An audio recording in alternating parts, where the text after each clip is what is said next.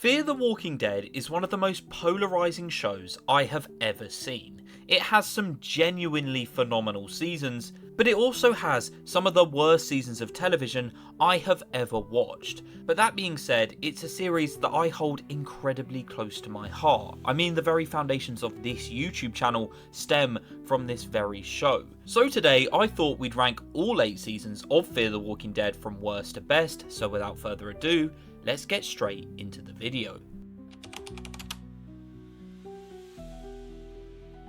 Kicking us off with a bang, and when I say bang, I mean a complete pile of we have season 5.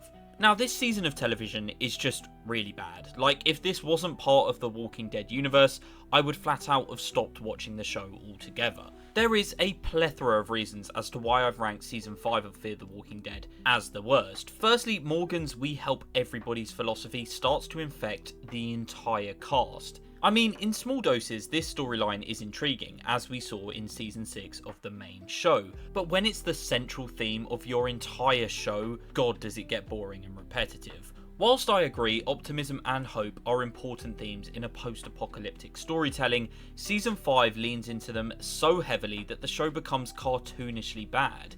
Characters frequently risk their lives for complete strangers, often without logical motivation or narrative payoff, and it turns the show into a glorified kids series with the addition of zombies. Hammering in this idea of everybody's good and we need to save all lives just alienates me and many other fans from the gritty and raw depiction of survival this franchise had become so famous for. I mean, AMC sold Fear the Walking Dead as a family drama where we see them fight for survival in the early days of the outbreak. But not only is season 5 set years into the apocalypse, but the only remaining Clark family member in this season is Alicia Clark, and that's my second issue with season 5. Many of the characters begin acting in ways that massively contradict their previous developments.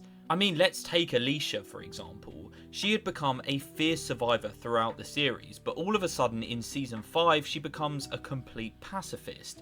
Victor Strand, a character famous for his sneaky and morally flexible nature, was reduced to a two-dimensional background character, but front and centre of this pacifist nature was of course Morgan Jones. And these ideas were taken to the extreme, and he would often drag others into dangerous and irrational scenarios just to try and quote-unquote save people.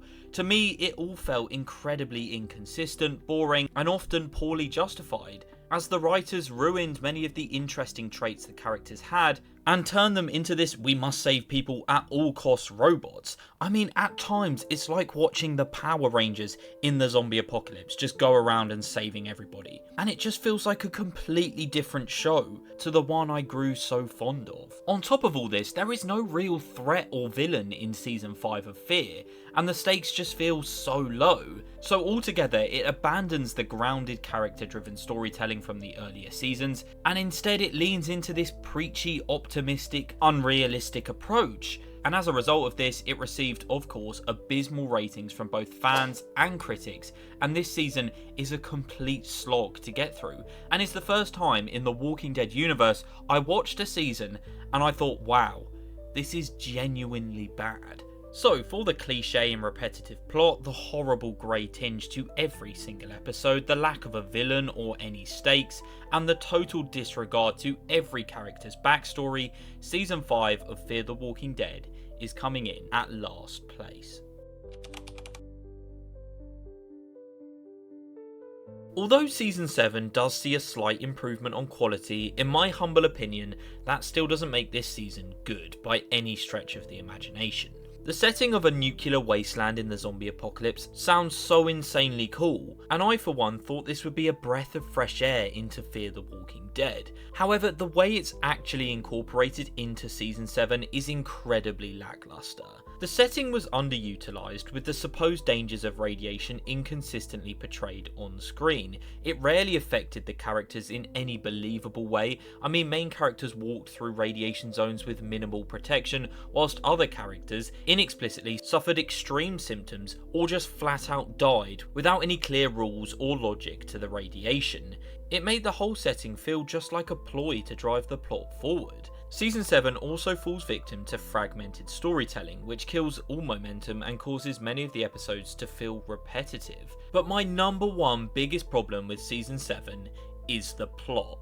The character assassination of Victor Strand post Season 4 is genuinely insane, and I'll have a video about it coming out in the future, but they managed to turn one of the most charismatic and intriguing characters in Fear the Walking Dead into a cartoonish villain, complete with a tower, fortress, and inexplicitly loyal followers. Victor's turn to outright tyranny felt so forced and lacked the emotional build-up needed to justify it. And all this happens whilst Morgan is still banging on about saving absolutely everybody. Instead of a thoughtful exploration of two conflicting ideologies, the season leaned into exaggerated performances and set pieces, causing it to feel like a pantomime. And I mean, the story at this point had veered so far off track from its original premise that the show was totally unrecognisable. And the fact AMC had one of the best actors in the entire business in Coleman Domingo, and this was the material he had to work with,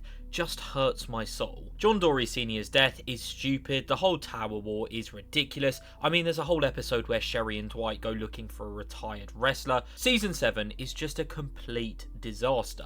However, it is better than Season 5. Padre, although it turned out to be vastly underwhelming, was built up very well here in my opinion, and Alicia Debenham Carey still manages to put in a great performance as Alicia, despite this train wreck of a season. But I simply can't rank this season any higher than 7th place.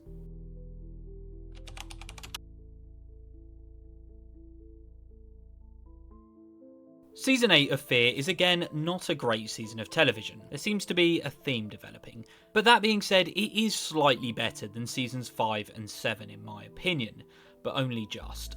For starters, the season kicks off with a confusing time jump where we see that years have passed since the events of Season 7, with Morgan and Mo now part of a community called Padre, a mysterious organisation that had been teased previously, and like I said, it was built up to be this community that I thought was actually a bright spark in the subpar Season 7.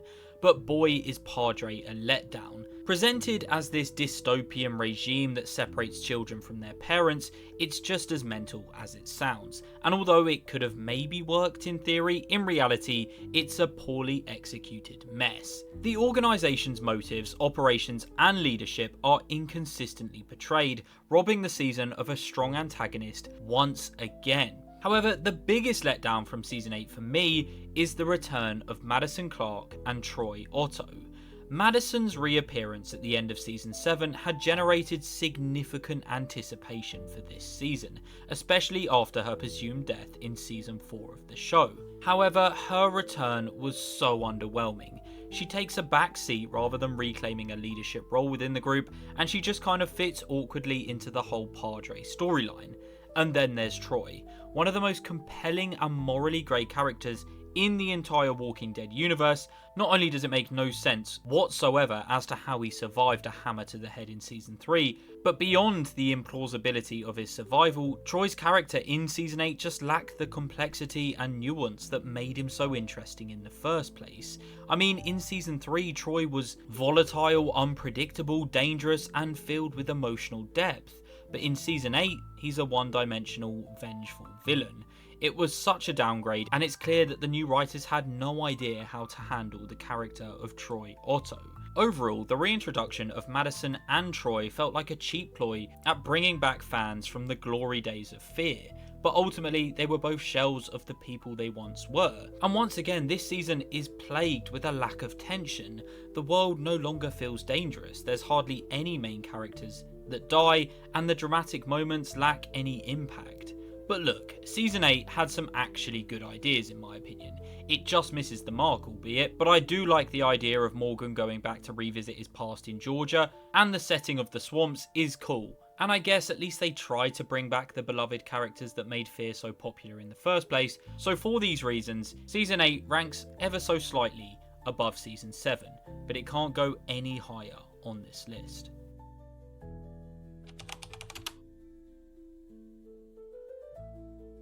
Now, I would like to say the step up in quality from Season 8 to Season 4 is gargantuan, and although I'm not personally the biggest fan of Season 4, it's still a decent season of television and at times can be enjoyable to watch.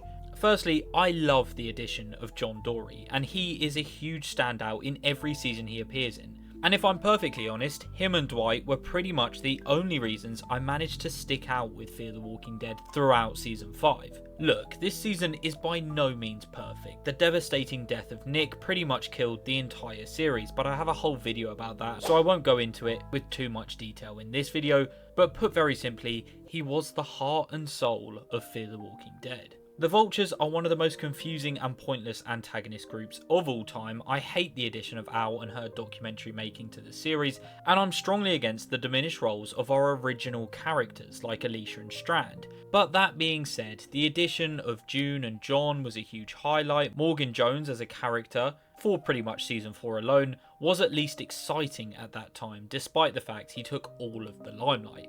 I also enjoy the first half of this season. Like I said, it's not perfect, and there are a lot more negatives than positives here, but this is without a doubt a massive step up from season 8. And although many, including me, mark this season as the very turning point for Fear the Walking Dead and the season that would start its downfall, we didn't really know how bad it would get in the later seasons, and we shouldn't have taken this season for granted based on what the future held for us. So for that reason, season 4 is rather fittingly coming in fourth.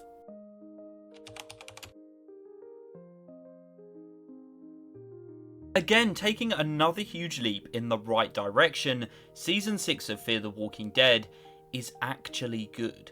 And the season opener might be one of the best episodes in the entire show, and this season managed to breathe new life into what had become an extremely stagnant series. And this season alone managed to reignite my interest into Fear the Walking Dead. The writers finally make Morgan Jones interesting. Again, unfortunately, it would only last the singular season, but I enjoy the character arc he goes on throughout season 6. On top of this, the whole tone of the show becomes a lot darker and grittier. And finally, there's a genuinely imposing antagonist group in Fear, with that being Virginia and the Pioneers. This season is just a massive step up in quality. The story is compelling and exciting, and yes, parts of season 6 aren't perfect, but it's a very enjoyable watch.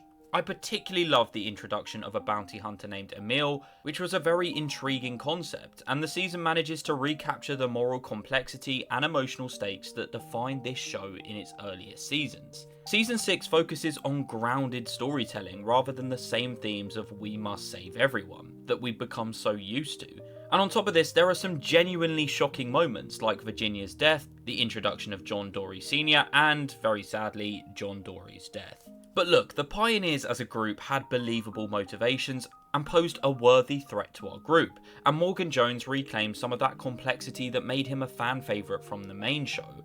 I really enjoyed season 6, and although they would go on to make a pretty woeful season 7 and 8, for a very brief period of time, Fear had actually become good again.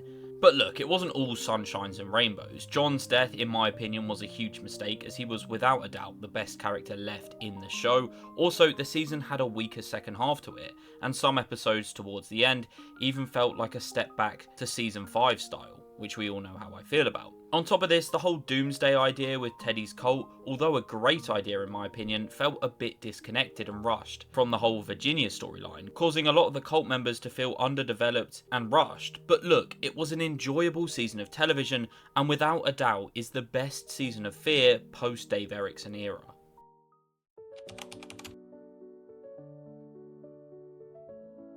Taking us all the way back to 2015, coming in at third place is Season 1. Now, Season 1 is the shortest of any Fear the Walking Dead season, coming in at only 6 episodes, but boy does it deliver.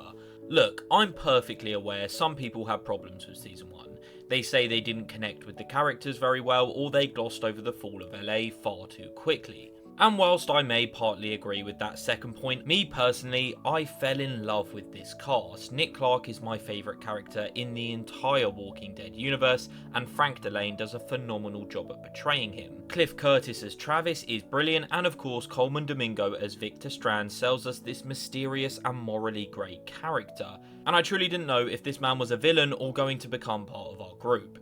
Fear Season 1 gives us a fresh perspective of the Walking Dead universe, delving into the collapse of society, and the debut season stands out amongst the others due to the family dynamic within it. There is no goofy, we must save everybody at all costs. It's a tense drama about a family desperately trying to survive the end of the world. It's raw, it's gritty, and it sells us some truly believable character dynamics.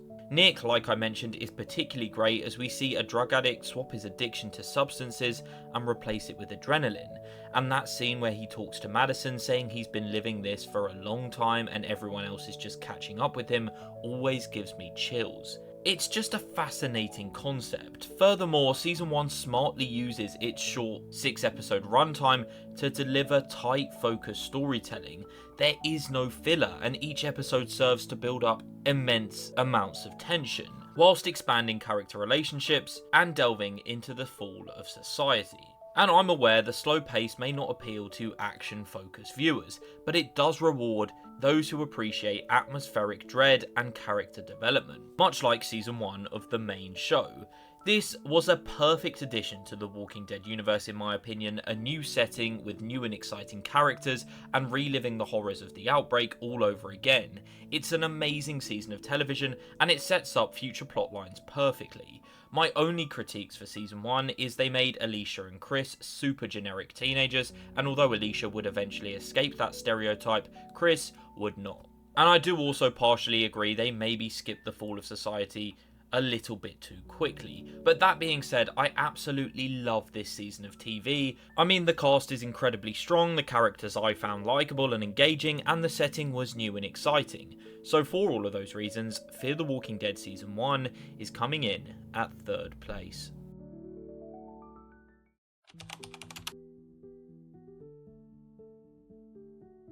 Season 2 of Fear the Walking Dead, in my opinion, is a complete work of art. This is what a spin-off show should be. It stands on its own 2 feet, offering us a unique setting, having the first half take place aboard the Abigail boat, and the second half take place in Mexico. It delves into language barriers, religion, the views of the dead, and different communities dealing with the outbreak that was unlike anything we'd seen in its parent show. It began to explore not just survival, but how different cultures responded to the end of the world, which helped make Fear become an entirely new experience within the Walking Dead universe. Perhaps the strongest narrative thread once again is Nick Clark. His decision to separate from his family and wander into the unknown was risky writing, but my word did it pay off. Nick's addiction, trauma, and search for purpose were portrayed with emotional depth, culminating in his integration into the La Colonia, a community that views the walkers through a spiritual lens. And this just cemented Nick as one of the most unique characters in the entire franchise, and I love the raw depiction of survival in the episode Grotesque. But it's not just Nick, Alicia starts to shine in Season 2 as well, and her relationship with Madison is explored as it's revealed she feels isolated due to her mother's constant pursuit of Nick. And it's this kind of emotional depth and family drama that made this show so special. We delve into Travis's grief after Chris's death and we learn more about Daniel's past. And not to mention, the cinematography is simply breathtaking. Season 2 of Fear the Walking Dead is an underrated gem. Its bold choices in setting, character focus and storytelling make it stand shoulder to shoulder with even the best seasons of the main show, and it's where Fear truly started to become its own series, not just a companion piece. The only critic I really have about this is the way the writers handled Chris, to be honest as a whole, but particularly his death in Season 2 and how little they utilised the character of Ophelia. But other than that, this season is amazing. So for those reasons, it's taking my 2nd spot.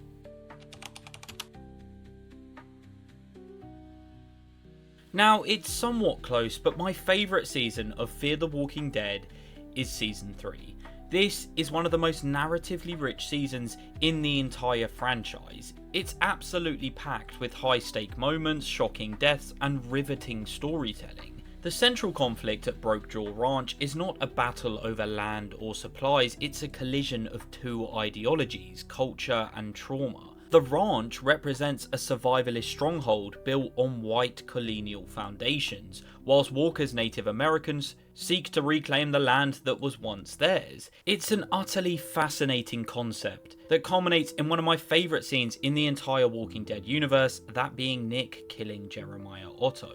Instead of cartoonish villains or cheesy messages about saving absolutely everybody, the show offers us uncomfortable truths about both sides, and Madison is phenomenal here as we see her manipulate both Jeremiah and Tucker, and you can really start to see the show was laying the foundations to turn Madison into the villain, like originally planned. The introduction of Troy Otto is a superb addition to the cast. I mean, I hated him as a person at first, but somehow, in less than a season, he manages to win me over. He's a morally grey dark horse, but he's one of the best written characters in the entire Walking Dead universe. And if you pair this with his friendship to Nick Clark, it's just phenomenal. The two become inseparable, and it's a bond not forged through trust or shared values, but through mutual brokenness and emotional isolation. For the first time in each other's lives, someone truly understands them.